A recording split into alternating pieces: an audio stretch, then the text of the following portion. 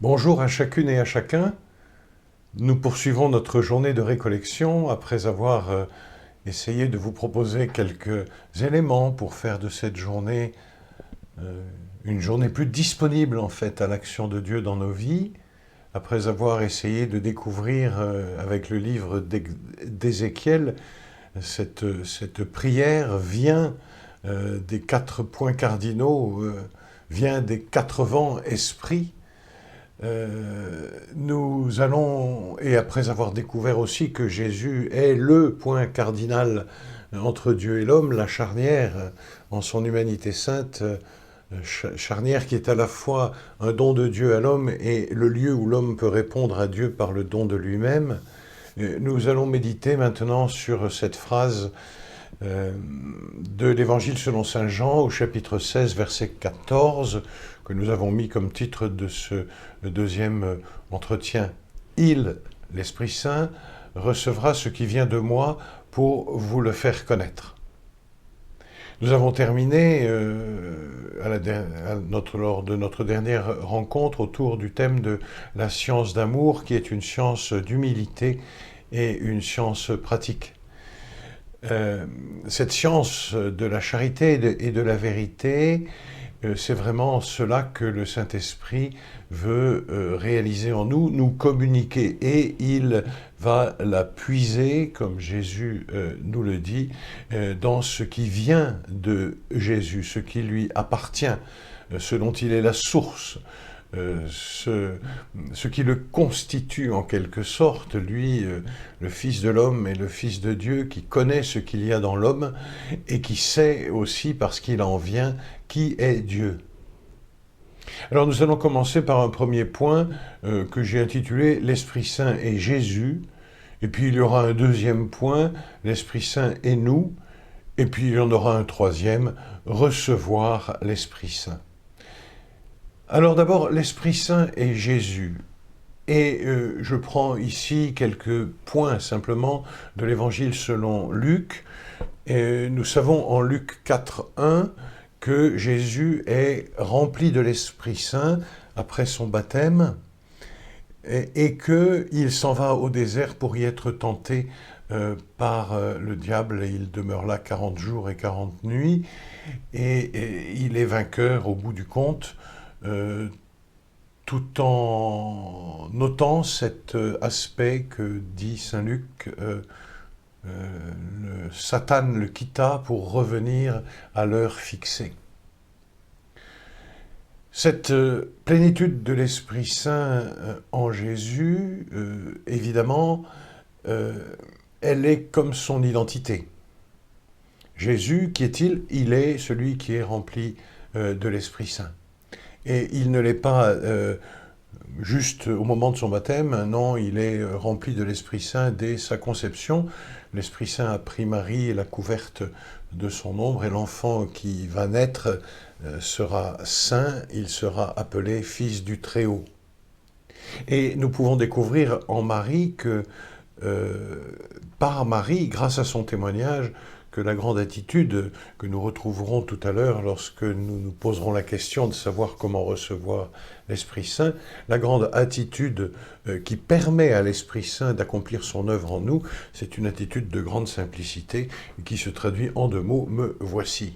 Je suis là, je me tiens prêt, je me tiens prête, je me rends disponible.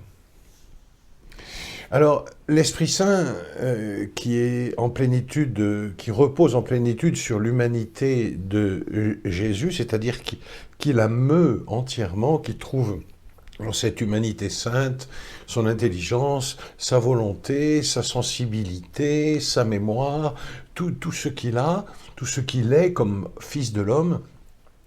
L'Esprit Saint est tout à fait à l'aise dans l'humanité. Il n'a pas de difficulté parce que l'humanité de l'homme est faite en fait, est faite pour participer de la dynamique trinitaire.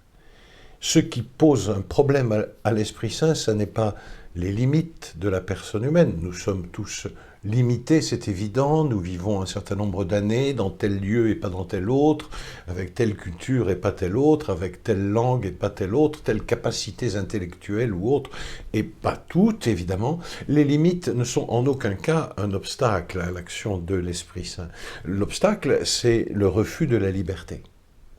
Et Jésus, rempli de l'Esprit Saint, va au désert et Satan le pousse en quelque sorte jusqu'au bout et il est vaincu parce que la liberté humaine de Jésus est complètement en symphonie, en harmonie, en accord dynamique, en accord de coopération constante avec le souffle de l'Esprit Saint, avec la volonté du Père qui est aussi celle du Fils. Et donc l'Esprit Saint est vraiment celui de Jésus. On trouve dans l'Évangile selon Luc, au chapitre 4, verset 14, au moment où Jésus revient du désert après avoir vécu ce drame violent de la tentation multiforme, le texte dit « Alors Jésus, avec la puissance de l'Esprit, revint en Galilée et sa renommée se répandit dans toute la région. » Jésus avec la puissance de l'Esprit. L'apôtre qu'est Jésus par excellence, comme le Père m'a envoyé apostolein, moi aussi je vous envoie apostolo. L'apôtre, il a donc une caractéristique, c'est qu'il est habité par la puissance de l'Esprit Saint. Cela signifierait peut-être aussi que pour devenir apôtre, la première condition, la première attitude, la première demande, le premier travail, la première préoccupation, si l'on veut, est de se mettre dans les dispositions pour que l'Esprit Saint puisse agir en nous avec puissance et force.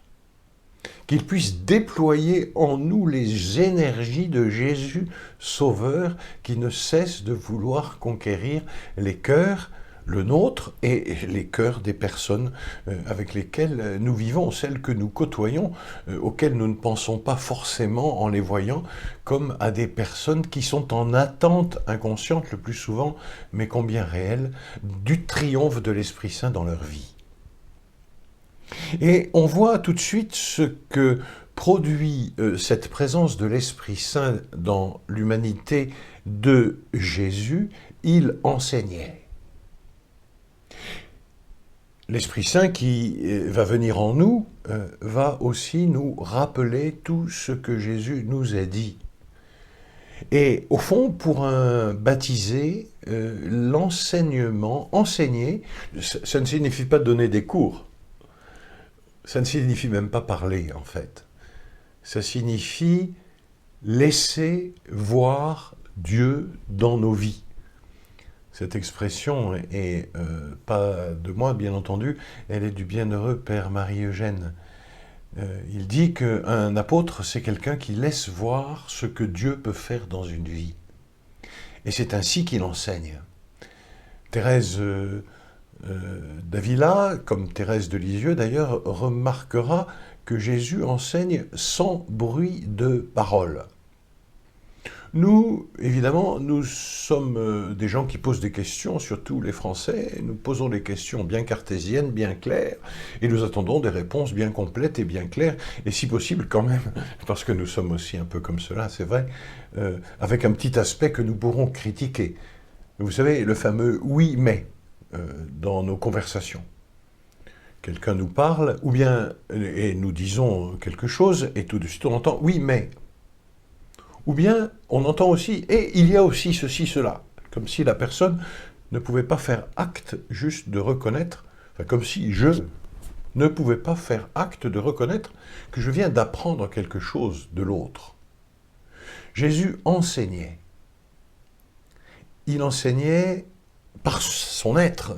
Il enseignait lui aussi par les paroles. Et on regarde comment il a enseigné. Dans la suite du texte, il arrive donc à Nazareth où il avait grandi. Il entre suivant sa coutume, le jour du sabbat, dans la synagogue et il se lève pour faire la lecture. On lui donne le livre du prophète Isaïe, il le déroule c'est un rouleau, alors il le déroule, il trouve, donc il a cherché, il trouve le passage où il est écrit « L'Esprit du Seigneur est sur moi, parce qu'il m'a conféré l'onction pour évangéliser les pauvres. Il m'a envoyé proclamer la libération aux captifs, le retour à la vue aux aveugles et la liberté aux opprimés, et finalement, dans une seule formule, proclamer une année. La Bible, la traduction œcuménique de la Bible donne cette traduction, très belle traduction, une année d'accueil par le Seigneur.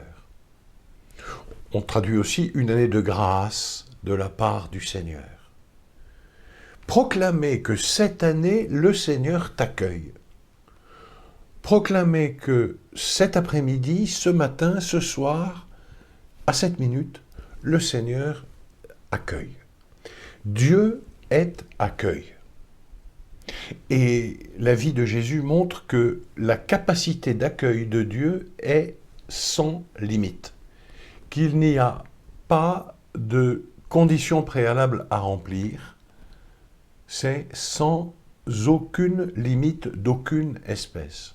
Dieu proclame que cette année, il t'accueille.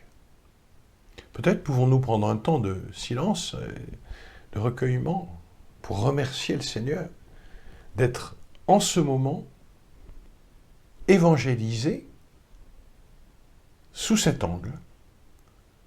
Dieu est en train d'accueillir quoi en moi? Mon corps, mon âme, mes remords, mes désirs, mes angoisses, mes joies, mes succès, mes projets, ma dépression peut-être, mon ras-le-bol, tout, moi, le sujet qui se cache derrière tous ces sentiments divers et variés, le sujet qui aspire à parvenir un jour à ce qui fera son bonheur et sa plénitude, qu'il pourra partager sans fin, voir Dieu. Une année d'accueil. L'Esprit du Seigneur est sur moi. À ce moment-là, il n'a pas été tout à fait bien accueilli, mais quand même, tous lui rendaient témoignage. Alors nous aussi, dans notre expérience de Jésus, il est juste que nous puissions découvrir cette présence de l'Esprit. L'Esprit Saint est non seulement en Jésus dans son humanité, non seulement l'Esprit Saint est celui de Jésus, mais l'Esprit Saint a aussi son origine en Jésus. C'est très magnifique de considérer cette chose, à savoir que dans la vie trinitaire, le Père engendre le Fils de toute éternité, c'est-à-dire sans commencement, et lui donne de souffler avec lui l'Esprit. L'Esprit Saint, il est le fruit d'un seul souffle qui est produit par deux êtres distincts qui soufflent ensemble. Qui soufflent quoi? Leur admiration l'un pour l'autre, leur amour l'un envers l'autre, la connaissance qu'ils ont l'un de l'autre, leur tendresse l'un pour l'autre, leur désir de communion, pas leur désir, la réalisation de leur communion l'un avec l'autre. Un souffle unique produit par deux soufflants, par deux respirations divines. L'Esprit Saint, c'est pour cela que l'on dit qu'il est le lien entre le Père et le Fils. Non pas le lien qui les attache l'un à l'autre, mais l'expression personnelle de leur communion. Alors tout ce que le Père est, tout ce que le Fils est, sauf d'être Père et d'être Fils, tout cela appartient à l'Esprit Saint.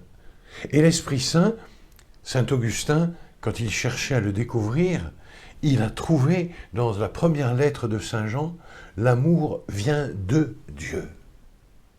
Et il s'est dit, mais au fond, voilà le Saint-Esprit. L'Esprit Saint, c'est l'amour qui jaillit de la communion du Père et du Fils. Et c'est tellement plein, c'est tellement total, c'est tellement divin, que c'est une personne, c'est un quelqu'un. Ce qui fait que lorsque l'on s'adresse à l'Esprit Saint, on s'adresse en même temps au souffle du Père et au souffle du Fils. Parfois, nous nous posons la question dans la prière, est-ce qu'il faut plutôt que je parle au Père, ou que je parle au Fils, ou que je m'adresse au Saint-Esprit? Alors, c'est vraiment comme tu le sens, ce qui te facilite. Parce que quand tu en rencontres un, il est avec les deux autres. Il est toujours trois, Dieu. Donc il n'y a aucun souci là-dessus. L'Esprit Saint te conduit à Jésus, Jésus te donne l'Esprit Saint et Jésus te conduisent au Père de lumière et de miséricorde qui est dans son éternité d'accueil. Et donc chaque année, chaque moment est un moment où Dieu t'accueille. C'est le travail en fait, c'est l'œuvre, la grande œuvre de la rédemption et de la sanctification, initiée dans la création, réalisée dans le salut, qui est achevé dans le mystère pascal et poursuivi jusqu'à la fin du temps par cette mission de l'Esprit Saint qui est le souffle commun du Père et du Fils et qui nous entraîne d'un même élan par le Fils vers le Père. Ce sont des réalités qui peuvent paraître un peu planantes comme cela, mais en fait qui sont d'une très très grande importance et très utile pour la vie quotidienne. Par exemple, quand nous nous posons des questions et que nous n'avons que deux aspects, l'aspect A, l'aspect B, c'est ou cela ou ceci, nous pouvons nous dire certainement que la question est mal posée. Parce que toute la création a comme une signature, une trace du mystère de Dieu Trinité. Et donc il est utile d'invoquer le Saint-Esprit pour qu'il nous montre ce que nous avons oublié dans notre manière de considérer les questions. Et très souvent, toujours en fait, il nous indique « Ah ben, tu as vu ça, bravo, félicitations, tu as vu cela, bravo, très bien. Comment se fait-il que tu n'aies pas encore vu cela ?»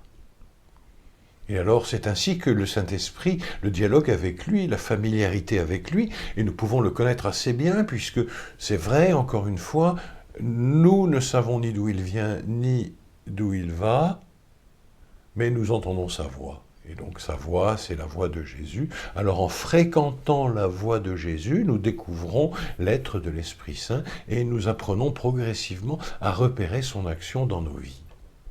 Jésus en est la source.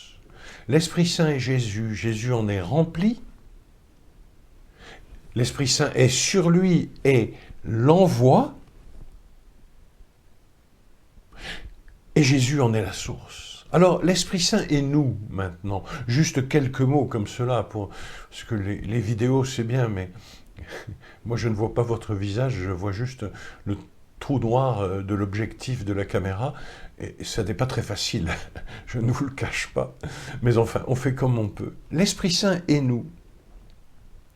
Donc là, je voudrais juste noter deux éléments pour répondre à pour donner des éléments de réflexion sur deux aspects. Le premier élément, je voudrais simplement dire que l'Esprit Saint est le Dieu créateur. Et que, au commencement, l'Esprit Saint est présent. Au commencement de mon existence, l'Esprit Saint est présent. À toutes les étapes de mon existence, l'Esprit Saint est présent. Mais si l'Esprit Saint est présent comme mon Créateur, alors, et c'est le deuxième point que je veux souligner, plus je suis proche de l'Esprit Saint, plus je suis moi-même.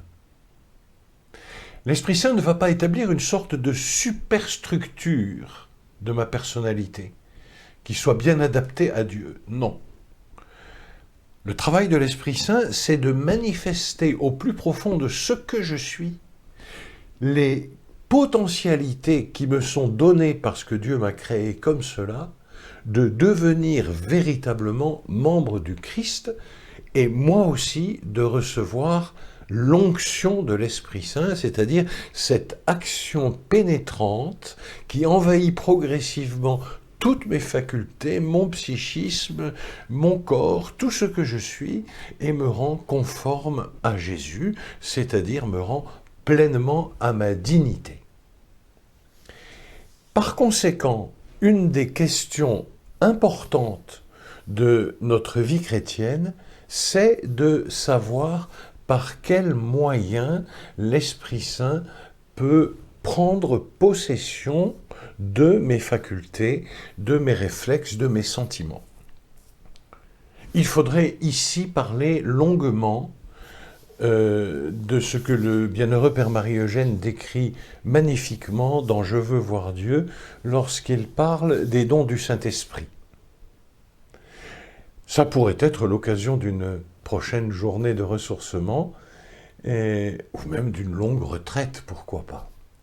Je voudrais simplement, là où nous en sommes, souligner un aspect. Si l'Esprit Saint veut agir, il faut qu'il trouve en nous une capacité réceptive.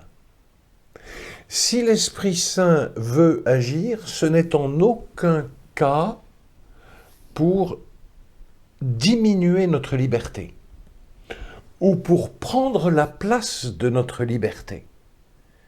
L'Esprit Saint, c'est l'esprit du Dieu de l'Alliance, et l'Alliance est toujours un dialogue entre je et tu, entre Dieu et toi. La particularité de ce dialogue, c'est que Dieu en a l'initiative et qu'en le nouant avec moi, avec toi, avec nous, il nous donne les moyens progressivement de lui répondre de mieux en mieux. Ainsi, dans cette amitié donnée par Dieu à l'homme pour que l'homme puisse vivre une amitié parfaite avec lui-même, avec les autres et avec Dieu, dans cette amitié, il y a une capacité de recevoir et une capacité de donner, une capacité d'accueillir et une capacité d'aller vers. Cette capacité d'aller vers est encombrée dans ma vie par toutes sortes de fuites d'énergie. On peut appeler cela des tendances. Je prends une comparaison, il y a un cep de vigne, malheureusement beaucoup ont gelé au début de ce mois de mars et même au début de ce mois d'avril. Alors on l'a taillé en décembre, et puis au mois de mars, au mois d'avril, au mois de mai, voilà que les choses commencent à pousser, et évidemment le pied de vigne est greffé. Sinon il porterait des tout petits raisins très acides. Et alors il y a des sarments qui poussent au-dessus de la greffe, et eux, il va falloir les tailler aussi pour qu'ils portent de belles grappes. Mais il arrive aussi qu'il y a des sarments qui poussent en dessous de la greffe. Et ceux-là, ils prennent la sève, ils épuisent le pied de vigne. Voilà ce que sont nos tendances. Ce qui n'a pas encore été capté, assumé, transformé par la greffe de la grâce du baptême. Eh bien, l'Esprit Saint, il agit au niveau de la greffe. Pour que cette force d'amitié nouvelle donnée par le Seigneur Jésus puisse de plus en plus envahir toutes nos facultés humaines. Il ne les supprime pas, il ne les surpasse pas, il les protège, il les purifie, il les fortifie, il leur fait donner du fruit. Et il nous indique, parce que parfois nous ne le voyons même pas, les sarments qui poussent en dessous de la greffe, qui peuvent devenir des sarments très puissants, mais qui seront stériles parce qu'ils n'ont pas été imprégnés de l'amitié divine reçue pour les baptiser au baptême et reçue de manière multiforme dans le cœur de toute personne de bonne volonté, comme le dit le Concile Vatican II. Donc il s'agit pour nous de nous disposer à recevoir le Saint-Esprit en sachant qu'il va agir sur nos capacités de recevoir et sur nos capacités de nous donner en les dégageant progressivement de ce qui les emprisonne, de ce qui les, comment dire, les handicaps, les affaiblis, les anémies, parfois avec notre consentement d'ailleurs, et donc recevoir l'Esprit Saint, devenir proche de l'Esprit Saint, c'est certes devenir plus nous-mêmes, et c'est un combat. C'est le combat de la fidélité à l'Esprit de Dieu. C'est le combat contre notre désir de raideur, parce que l'Esprit Saint demande de la souplesse. C'est le combat contre notre volonté de tout tenir en nous, parce que c'est l'Esprit Saint qui est le maître. C'est le combat aussi qui nous force à arrêter de croire que notre manière de voir et de comprendre est la manière juste et bonne sous tous les rapports. Non, Dieu est plus grand, Dieu est trop, l'Esprit Saint nous conduit, il nous conduit dans la nuit.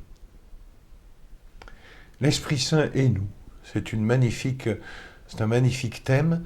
Il faudrait vraiment que nous puissions l'étudier parce que c'est lui qui ne cesse de rendre notre foi plus parfaite en agissant dans notre être psychologique et spirituel par les dons du Saint-Esprit. Alors, recevoir l'Esprit Saint. Je voudrais juste ici m'appuyer sur un passage de l'Évangile selon Jean au chapitre 16, versets 23 et... que je dis n'importe quoi. Au chapitre 20, versets 16 à 23. Et vous pourriez le lire peut-être tranquillement après cet entretien, ou même couper là, et puis le lire tranquillement et voir comme c'est beau. Et je voudrais que nous nous retrouvions donc le soir du même jour qui était le premier de la semaine, alors que les disciples étaient dans une maison dont les portes étaient fermées parce qu'ils avaient peur, et Jésus vint et il se tint au milieu d'eux et leur dit « Soit la paix soit avec vous ». En effet, depuis sa résurrection, Jésus n'a plus d'adresse postale. Avant sa résurrection, il avait une adresse postale. On pouvait le repérer là où il était. Après sa résurrection, on ne peut plus le repérer. C'est lui qui vient et qui se manifeste comme il le veut. Il est affranchi des conditions de l'espace et du temps. Alors il est là au milieu d'eux et il parle. Et qu'est-ce qu'il dit ? La paix soit avec vous. Évidemment, cette parole, comme ce geste, parce que c'est drôle, mais il parle et il bouge en même temps. Tout en parlant, il leur montra ses mains et son côté. En voyant le Seigneur, les disciples furent tout à la joie, plongés dans un bain de joie. Jésus ressuscité, là où il se manifeste comme cet humain, cet homme, qui est dans la joie absolue de la Trinité Sainte. C'est une joie sans limite et sans fin, et qui cependant s'exprime à travers les blessures réelles de la crucifixion. Alors ils doivent être complètement dans la joie, je sais pas comment ça s'est manifesté. Peut-être vous pouvez couper la vidéo et puis vous dire « Eh, dis donc, Jésus est là et est ressuscité, soyons dans la joie, chantez quelques Alléluia, puis vous reprendrez après. » Ou pas. Alors à nouveau, Jésus leur dit « La paix soit avec vous », 2 fois. Jésus, souvent, dit les choses plusieurs fois. Et même il la dira une 3e fois, parce que ce coup-ci, évidemment, Thomas n'était pas là. Alors la fois d'après, il revient, il se manifeste, et il dit encore « La paix soit avec vous ». Alors bon, peut-être qu'on a raté la première, peut-être qu'on a raté la 2e, peut-être même que nous avons raté la N+1e. Seulement, c'est aujourd'hui qu'il y a une année de l'accueil du Seigneur. Et donc, ces paroles sont pour toi, pour moi, aujourd'hui, maintenant. La paix soit avec vous. Et qu'est-ce qu'il fait à ce moment-là ? Il enchaîne, c'est une seule phrase. Comme le Père m'a envoyé, à mon tour je vous envoie. Quelle drôle de paix La paix n'est pas la tranquillité de l'ordre où nous serions tranquilles sur un transat. La paix de Dieu, c'est le mouvement de la mission. C'est la dynamique de la mission. C'est l'élan. C'est le feu. Ça jaillit. C'est multiple. C'est magnifique. Ça ne s'arrête pas. Le Père m'a envoyé, moi aussi, je vous envoie. Magnifique. Donc nous trouverons la paix dans le mouvement. Nous ne trouverons pas la paix dans le repli sur nous, dans notre petite casbah, dans notre petite casemate. Non, c'est pas possible. La paix, c'est l'envoi. Mais l'envoi par Jésus qui est avec nous tous les jours jusqu'à la fin des temps. Et pour cela, il nous équipe. Ayant ainsi parlé, il souffla sur eux et leur dit, « Recevez l'Esprit Saint. » Et il leur dit à tous les disciples qui sont là, on sait qu'il y avait les 11, mais ils étaient sans doute plus nombreux. « Recevez l'Esprit Saint. » Et que vous permettra-t-il de faire cet Esprit Saint? De résoudre la grande question de la vie ensemble. Ceux à qui vous remettrez leurs péchés, ils leur seront remis. Vous devenez capable de pardonner. Parce que cet Esprit Saint que je souffle sur vous maintenant, c'est celui que j'ai remis du haut de la croix. Après avoir dit à mon Père, pardonne-leur. Ils ne savent pas ce qu'ils font. Cette puissance de pardonner, l'Esprit Saint qui est le mien et que je vous donne, vous rend capable de la mettre en œuvre. Bien entendu, cela va s'exprimer en plénitude dans le sacrement de la réconciliation. Recevez l'Esprit Saint. Alors il y a aussi ceux à qui vous les retiendrez, ils leur seront retenus. Et là, nous sommes devant une énigme. Pourquoi faut-il que dans nos vies, à certains moments, le pardon ne soit pas immédiat? Non pas que le pardon nous sera refusé au dernier jour, mais pourquoi faut-il que le pardon ne soit pas immédiat? Peut-être, sûrement même, parce que nous n'avons pas pris conscience de la gravité de ce que nous avons commis. Et que pour pouvoir recevoir le pardon d'une manière digne de notre liberté, il nous faut une conversion. Voilà la chose. Et alors nous sommes plongés ici dans le mystère du cheminement de chacune et de chacun de nous. Entraînons-nous à pardonner et nous recevrons en plénitude le pardon. Entraînons-nous à la miséricorde et nous serons nous aussi objets de la miséricorde. Alors qu'est-ce que l'Esprit Saint attend de nous? Oh, très rapidement. Il attend de nous que nous ressemblions de plus en plus à Jésus. Il attend de nous une disponibilité à l'accueillir et il attend de nous de la souplesse à son action.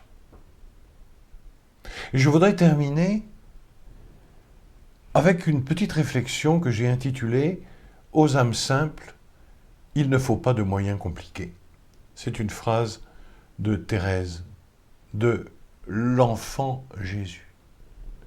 Et je voudrais souligner juste 3 points, 4 points, 5 points, 6 points même.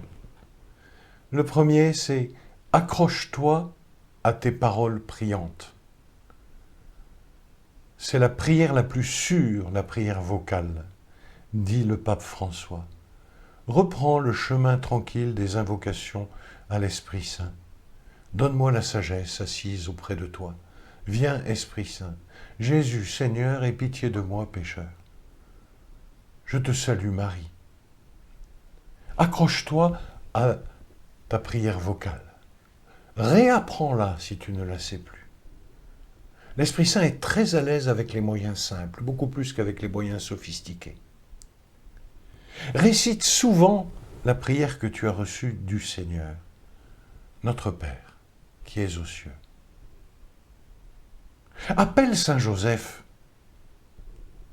C'est l'année de Saint Joseph. Saint Joseph, lui aussi, il a très bien connu le Saint-Esprit parce qu'il l'a vu à l'œuvre en lui-même et dans Marie et dans Jésus. Il n'y a pas de difficulté. Et tout ce que tu voudrais que l'on fasse pour toi, commence par le faire pour les autres. Et puis, comme tu n'y arriveras pas, accueille ton incapacité comme l'endroit précis où l'Esprit Saint veut accrocher ta vie. Et enfin, une petite phrase de Thérèse de l'enfant Jésus. Aux âmes simples, il ne faut pas de moyens compliqués. Comme je suis de ce nombre, un matin, pendant mon action de grâce, Jésus m'a donné un moyen simple d'accomplir ma mission. Il m'a fait comprendre cette parole des cantiques. Attirez-moi, nous courrons. Il n'est donc même pas nécessaire de dire en m'attirant, attire les âmes que j'aime. Cette simple parole suffit, attire-moi. Voilà la clé. Que l'Esprit Saint, il agit pour nous attirer à Jésus. Laissons-nous attirer. Et alors, à ce moment-là, finalement, cette attraction de l'Esprit Saint dans nos vies attirera les personnes avec lesquelles nous vivons. Bien sûr, cela prend du temps. Et je termine avec cette phrase de Thérèse qui s'adresse à son bien-aimé. Aussi longtemps que tu le voudras, ô mon bien-aimé, ton petit oiseau restera sans force et sans aile. Toujours il demeurera les yeux fixés sur toi. Il veut être fasciné par ton regard divin. Il veut devenir la proie de ton amour, c'est-à-dire de l'Esprit Saint. Un jour, j'en ai l'espoir, aigle adoré. C'est comme ça qu'elle appelle Jésus. Tu viendras chercher ton petit oiseau et, remontant avec lui au foyer de l'amour, tu le plongeras pour l'éternité dans le brûlant abîme de cet amour auquel il s'est offert en victime. Que l'Esprit Saint réalise en nous ce qu'il a commencé et que le Seigneur Dieu répande au plus profond de nos âmes, encore une fois, l'esprit de sainteté, l'esprit créateur, le souffle vivant de la Trinité sainte. Bonne fin de journée de récollection.